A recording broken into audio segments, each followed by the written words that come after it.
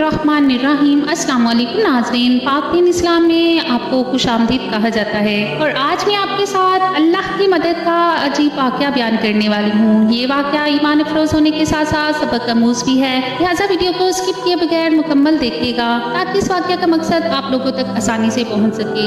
एक दफ़ा का जिक्र है कि एक शहर में एक औरत रहा करती थी जिसका खामिन विसाल कर गया। उसके खामिन के विरसा में सिर्फ 3 दरहम थे। उस बेवा को काफ़ी मुश्किलात का सामना करना पड़ रहा था। उसने वो 3 दरहम पकड़े, बाजार में जाकर एक ऊन देखा, उसको पसंद आ गया तो उसने उस ऊन को खरीद कर घर ले आई। चंद दिन गुजरने के बाद उसने उस ऊन को बेच दिया जिसके उसको 5 दरहम मिले। 2 दरहम से ज़रूरियाती ज़िंदगी की चीज़ें ले आई और 3 दरहम का फिर एक ऊन खरीद कर ले आई। इस तरह वो अपनी और बच्चों की ज़िंदगी गुजारने लगी। एक दिन ऐसा हुआ कि उसने बाजार से कुछ ऊन खरीद कर घर आई। ऊन को रखकर बच्चों को खाने वगैरह देने में मसरूफ हो गई थी कि एक परिंदा उड़ता हुआ आया और उसके ऊन को उठाकर उड़ गया। वो ऊन उस औरत के रिज़्क़ का जरिया बना हुआ था। वो बहुत ज्यादा परेशान हो गई थी और कहने लगी कि अल्लाह ने मेरे रिज़्क़ का ये जरिया भी खत्म कर दिया है, अब मैं क्या करूँगी और कैसे अपने बच्चों का पेट पालूंगी। वो सीधी हजरत दाऊद ताई के पास तशरीफ ले गई, उनको अपना सारा किस्सा सुनाया। हजरत दाऊद ताई उस औरत की कहानी सुनकर अभी हैरान हो रहे थे कि दरवाजे पर किसी ने दस्तक दी। दरवाजे को खोलने पर 10 आदमी खड़े थे।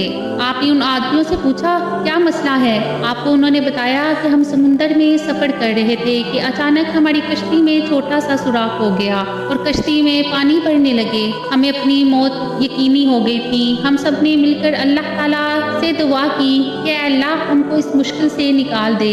तो हम सब मिलकर 10,000 दरहम सदका करेंगे। हम अल्लाह ताला से ये दुआ कर रहे थे कि हमारी कश्ती में किसी परिंदे ने ऊन का एक गोला फेंक दिया। हमने इस ऊन के गोले की मदद से कश्ती के छोटे से सुराख को भर दिया और उसके ऊपर संदूक रख दिया।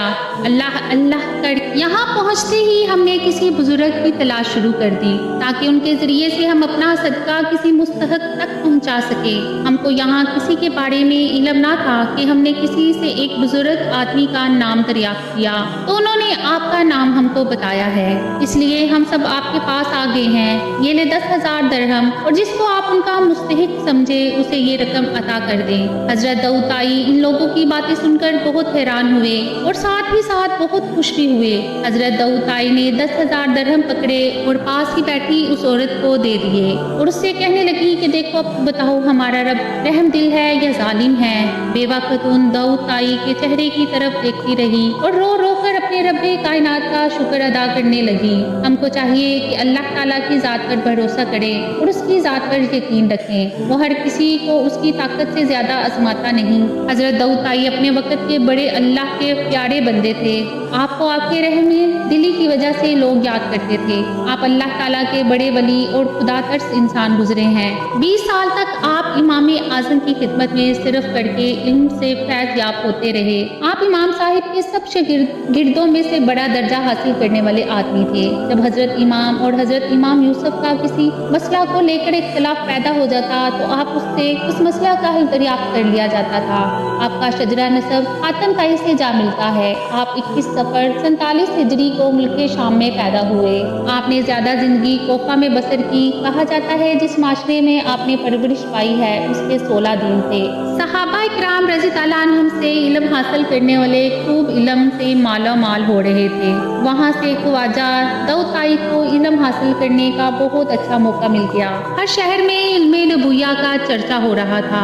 आपने इब्तदाई इल्म हासिल करके हदीस के बारे में इल्म हासिल करने के लिए इमाम अहमश, इमाम अबी लैला और इमाम अब्द मुल्क बिन उमैर से फैज़ हासिल करने के लिए उनके पास चले गए। उनसे इल्म हासिल करते रहे। फिर आपसे एक हदीस पर अमल करने वालों की जमायत तैयार हो गई। इल्मे हदीस पर गौर हासिल करने के बाद खलीफा मेहदी के दौर में बगदाद में तशरीफ ले आए। फिर कोफा पर वापस आने के बाद ख्याल आया हजरत अबू हनीफा की जमायत में शामिल हो गए थे। 20 साल तक इस जमायत के साथ मुंसलिक रहे।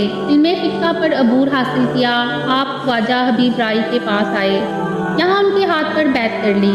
याद रहे कि हज़रत हबीब राई हज़रत हसन बसरी के मरीद थे। एक दफ़ा का जिक्र है कि एक आदमी आपकी खिदमत में ज़ाहिर हुआ और कहने लगा, आपकी छत का एक छतेर टूट गया है। आपने कहा, ऐ मेरे प्यारे, मैंने 20 साल से अपनी छत की तरफ नज़र नहीं मारी। जब आपके वालिद का विसाल हुआ तो 80 दरहम और एक मकान विरसा में मिला था। वो दरहम सारी उम्र तक आपसे ख़त्म नहीं होने पाए थे।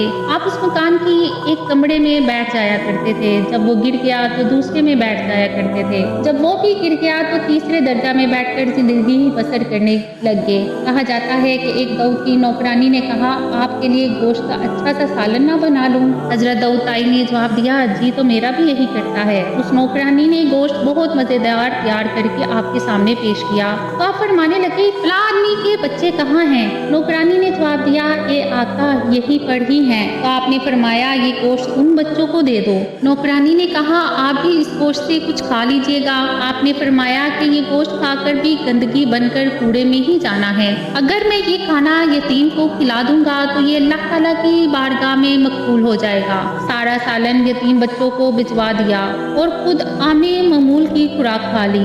एक दफा दाऊद ताई हजरत इमाम सादिक के पास तशरीफ ले आए और फरमाने लगे, ए आका, मुझे कोई नसीहत फरमा दीजिएगा, मैं अंदर से काला हो गया हूँ। आप कहने लगे कि तुम तो जमाने के मशहूर जाहिद और आबिद हो, तुमको मेरी किस तरह जरूरत महसूस हुई? दाऊद ताई ने कहा, ए रसूल सल्लल्लाहु अलैहि वसल्लम के फर्जंद, आपको सारी मखलूक पर फजीलत हासिल है, आपका सबको नसीहत करना वाजिब है। आपने फरमाया, ए दाऊद ताई, मैं हमेशा इस काम से दूर रहता हूँ। ऐसा ना हो जाए कि मैं किसी को ऐसी नसीहत कर दूँ जो क़यामत के दिन मुझे उसका हिसाब अदा करना पड़े।